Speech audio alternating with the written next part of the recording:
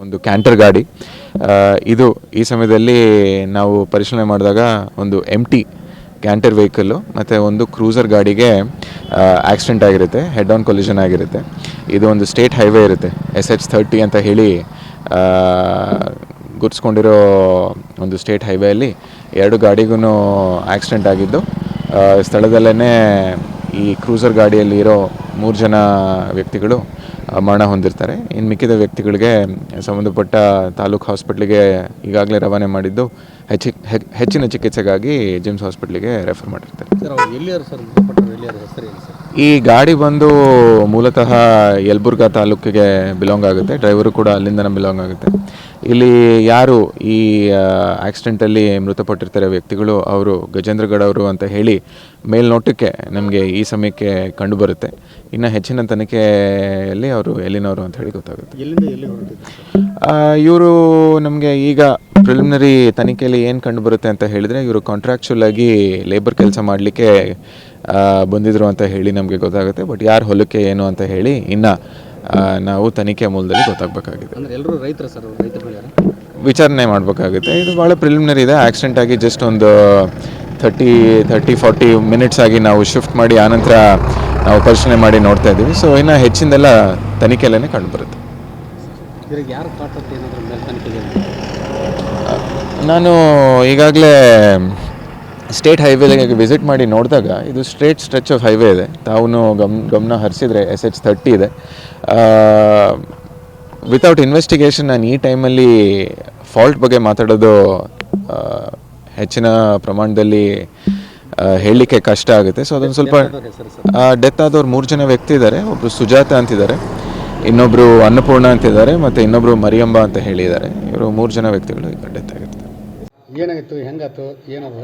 ಸರ ನಾವು ಕಡ್ಲಿಕ್ಕೆ ಕೇಳ್ಕೊಂಡಿದ್ವಿ ಸರ, ರೋಣಕ್ರಿ ಅವ್ರು ಹೊಲ್ದಾಗ ಒಂದು ಫೋನ್ ಹಾಕಿ ನಿಂದ್ರಿಸಿದ್ರಿ ಗಾಡಿ. ನಾನು ಆಯ್ತು ಬಾ ಅಂತಂದ್ರೆ ನಾವು ಮುಂದಕ್ಕೆ ಅಂತ ಹೊಂಟ್ರೆ ಅಪೋಸಿಟ್ ಒಂದು ಕ್ಯಾಂಟ್ರ್ ಗಾಡಿ ಬಂದರೆ ಹೊಡೆದು ಬಿಡ್ತೀರಿ ಸರ. ಡೈರೆಕ್ಟ್ ರಾಂಗ್ ಸೈಡ್ ಬಂದು ಸರ. ಎಷ್ಟು ಜನ ಇದ್ರಿ ಸರ್ ವಿಚಾರಣೆಗ? ಒಂದು 16-18 ಮಂದಿ ಇದ್ವು ಸರ. ಎಲ್ಲರೂ ಎಲ್ಲಿ ಹೊಂಟಿದ್ರಿ ಸರ್? ಕಡ್ಲಿಕ್ಕೆ ಕೇಳಕ್ಕೆ ಸರ. ಯಾವ ಊರಿಂದ ಯಾವ ಊರಿಗೆ ಹೊಂಟಿದ್ರಿ ಸರ್? ಗಜೇಂದ್ರಗಢಲಿಂದ ರೋಣಕ್ರಿ. ಯಾರು ರೈತರು? ಯಾವ ರೈತರು ಹೊಲಕ್ಕೆ? ಅಪ್ಪನ ನವ್ಲು ಅಂತಾರೆ ಹೊಲಕ್ಕೆ ರೀ. ಈಗ ಎಷ್ಟು ದಿನ ಆಯ್ತು ಸರ್ ಅಲ್ಲಿ ಹೋಗಕ್ಕೆ ನೀವು? ಅಲ್ಲೇ ಈಗ ಕಡ್ಲಿಕ್ಕೆ ಕೇಳಕ್ಕಂತ ಒಂದು 20 ದಿವಸ ಆತು ರೀ.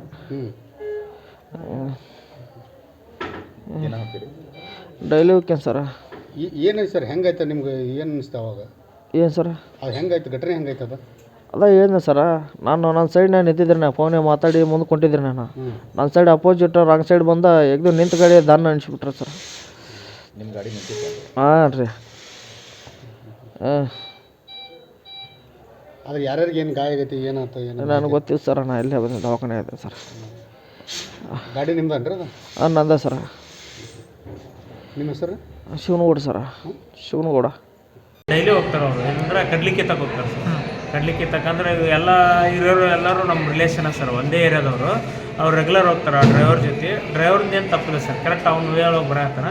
ಅಪೋಸಿಟ್ ಬರೋ ಲಾರಿ ಅಲ್ಲಿ ಒಂದು ಕರ್ವಿಂಗ್ ಇದೆ ಸರ್. ಕರ್ವಿಂಗಿಗೆ ಬೆಳಗ್ಗೆ ಒಂದು ಸ್ವಲ್ಪ ಮಂಜಿತ್ತು ಅನಿಸುತ್ತೆ. ಹಿಂಗಾಗಿ ಏನಾಗಿತ್ತಪ್ಪ ಅಂತಂದ್ರೆ ಅವ್ನು ಸ್ಪೀಡ್ ಬಂದು ಹೊಡೆದ್ಬಿಟ್ಟಾನಲ್ಲ, ರೈಟ್ ಸೈಡ್ ಹೊಡೆದಿರೋದ್ರಿಂದ ಮುಂದಿರೋರಿಗೆ ಹಿಂದಿದ್ದವ್ರಿಗೆ ಗಾಯ ಆಗಿದೆ. ಆನ್ ದಿ ಸ್ಪಾಟ್ ಒಳಗೆ ಒಂದೆರಡು ಡೆತ್ ಆಗಿದೆ ಸರ್. ಒಂದು ಆನ್ ದಿ ವೇ ಒಳಗೆ ಒಂದು ಆಗಿದೆ ಸರ್. ಬೆಳಗ್ಗೆ 5 o'clock 5 to 5:15 ಒಳಗಡೆ ಆಗಿರುತ್ತೆ ಸರ್. ಯಾಕಂದರೆ ಇವರು 4:30ಗೆಲ್ಲ ಗಜೇಂದ್ರಗಢ ಬಿಟ್ಟು ಬಂದುಬಿಡ್ತಾರೆ ಸರ್. ಹಳ್ಳಿ ಮೇಲೆ ಪ್ರತಿದಿನ ಕಡ್ಲಿಕ್ಕೆ ತಗೋತಾರೆ ಸರ್. ಕಡ್ಲಿ ಸೀಸನ್ ಅಲ್ವಾ, ಕಡ್ಲಿ ಮಾರ್ನಿಂಗ್ ಎಲ್ಲ ಹೋಗ್ತದೋ, ಹಿಂಗಾಗಿ ಹೋದಾಗ ಈ ಥರ. ಈಗ ಡ್ರೈವರ್ ಎಲ್ಲಿ ಗೊತ್ತಾ? ಡ್ರೈವರು ನಂಗೆ ಅದ್ರ ಬಗ್ಗೆ ಮಾಹಿತಿ ಇಲ್ಲ ಸರ್. ಲಾರಿ ಡ್ರೈವರ್ ಗೊತ್ತಿಲ್ಲ ಸರ್, ಅನಿಸ್ತಿಲ್ಲ. ಬಟ್ ಲಾರಿ ಎಲ್ಲ ಇದಾಗಿದೆ, ಮುಂದೆಲ್ಲ ಫ್ರಂಟ್. ಎಷ್ಟು ಜನರಿಗೆ ಗಾಯ ಆಗಿದೆ? ಇರೋರಿಗೆ ಎಲ್ಲರಿಗೂ ಗಾಯ ಆಗಿದೆ. ಎಷ್ಟು ಮಂದಿ? 19 ಮೆಂಬರ್ಸ್ ಇದ್ದಾರೆ ಸರ್. ಹಾಂ ರೀ. ಎಷ್ಟು ಮಂದಿ ಸಾವಾಗಿದ್ರು? 3 ಜನ ಸರ್. 3 ಜನ.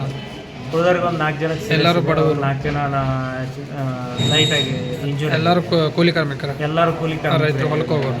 ಎಲ್ಲರೂ ಬೆಳಗ್ಗೆ ಎದ್ದು ಹೊಲದಲ್ಲಿ ದುಡಿಯೋಕೆ ಹೋಗೋರೆ ಎಲ್ಲರೂ ಒಂದೇ ಏರಿಯಾದಲ್ಲಿ. ಈಗ ನಿಮ್ಮ ಪೇಷಂಟ್ ಹೆಸರು? ನಮ್ಮ ಪೇಷಂಟ್ ದುರ್ಗಮ್ಮ ಅಂತೇಳಿ ಸರ್, ಅವ್ರ ಮಗ ಸರ್. ಈಗ ಹೆಂಗದ? ನಾರ್ಮಲ್ ಆಗಿ ಆರಾಮದ.